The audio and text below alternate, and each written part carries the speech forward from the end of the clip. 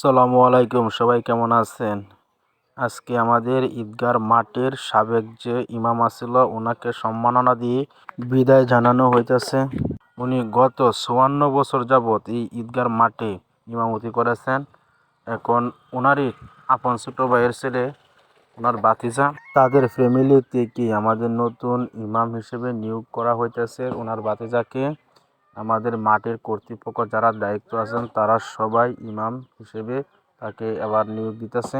তাকেও তারা সম্মাননা দিয়ে গলায় মালা দিয়ে বরণ করে নিতেছেন এবং যে আমাদের ৫৪ বছর গত যাবৎ যে ইমাম আছিল ওনাকে আবার সম্মাননা দিয়ে বিদায় জানানো হইতেছে।